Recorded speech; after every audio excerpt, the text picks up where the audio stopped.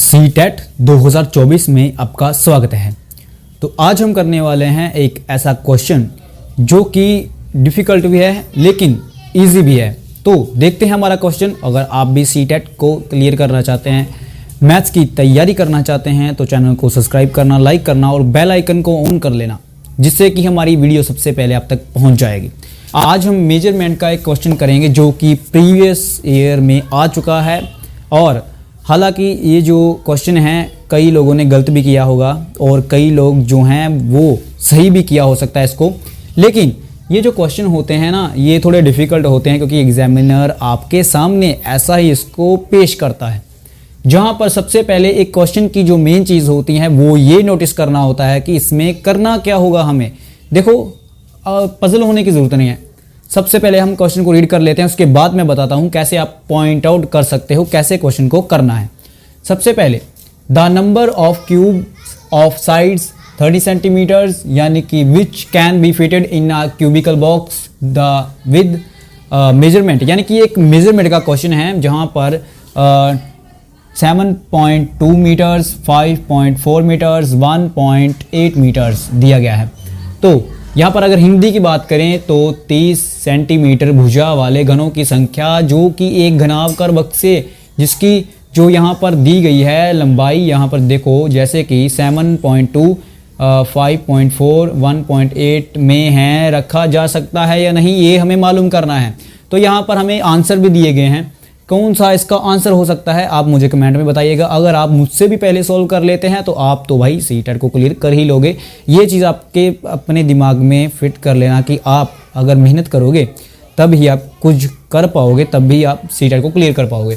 तो point out करने के लिए मैंने आपके लिए सबसे पहले ये दो चीज़ें यहाँ पर साइड से लिख के रखी हैं। सबसे पहले हम ये देखते हैं, यहाँ पर हमें क्यूब दिया गया है जिसका जो साइज़ है वो है 30 सेंटीमीटर। तो ये एक बात यहाँ पर नोट करने वाली है कि अगर ये 30 सेंटीमीटर है तो ये मीटर्स में है।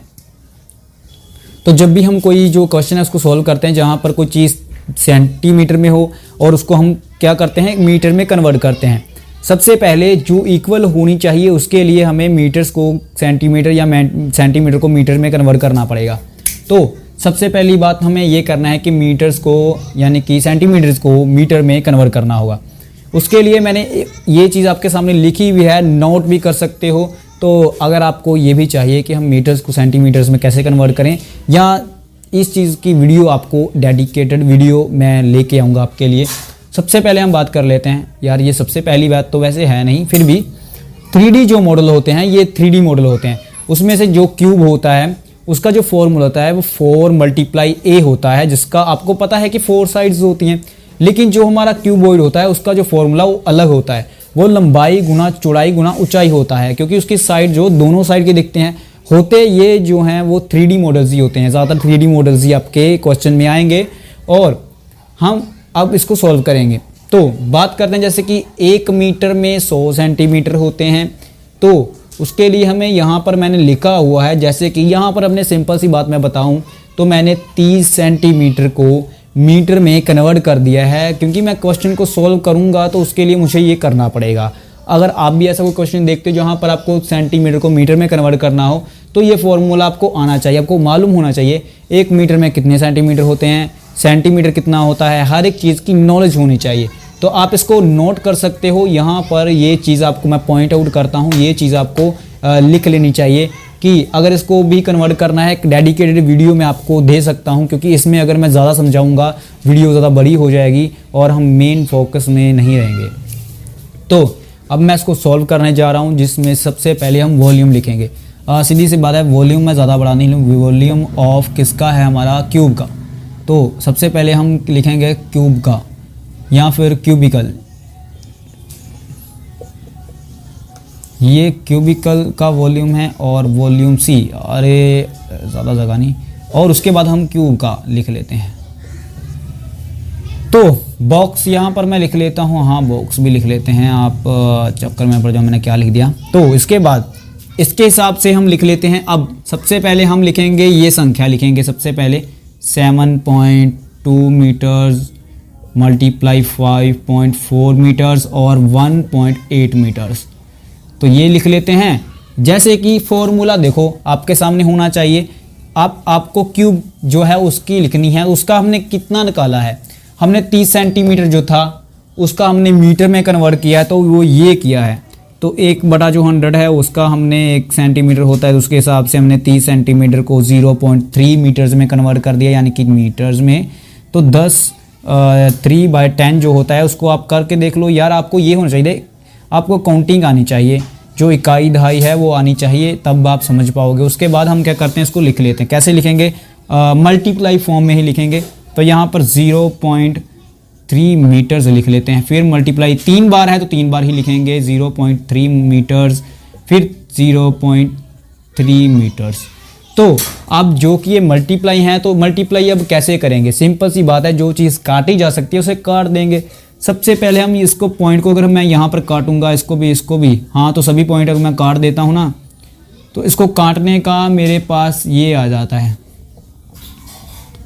1000 ऊपर आ जाता है। अब हमारे जो ये पॉइंट हैं वो काटे जा सके हैं, यानी कि मैंने काट दिए हैं, पॉइंट काट दिए हैं। अब ये सिर्फ 3 बच गया है, ये भी 3 है, ये भी 3 है, और ये 72 है, ये 54 है, और ये 18 है, यानी कि 18 है। पहले पॉइंट था तो 7.2 था, अब ये 72 है, क्योंकि मैंने इनके अंदर के जो पॉइंट्स थे वो काट दिए हैं, उनको यहाँ पर लिख दिया है। अब इन दोनों को भी काट दूंगा तो ये सिंपल जो है वो रह जाएंगे। चलो आपके लिए मैं यहाँ पर इसको रब भी कर देता हूँ, आपको ऐसे ना लगे कि जैसे कि कुछ होते हैं जो थोड़े से पजल हो जाते हैं। तो मैंने इसको काट दिया है। अब क्या करेंगे, अब हमें क्या करना है, इनको काटना है। सिंपल सी बात है, मैं ज़्यादातर जो मेरा तरीका होता है इसको करने का, वो मैं डिवाइड या मल्टीप्लाई ऐसे यूज़ करके बताता हूँ कि आपको सिंपल वे में पता चल जाए।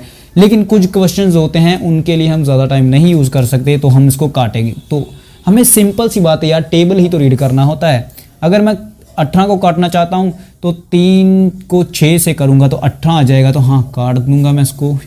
फिर 3 को 3 से काटूंगा तो 3 3 9 हो जाएगा, जो कि यहाँ पर आज 9 लिख लेता हूँ।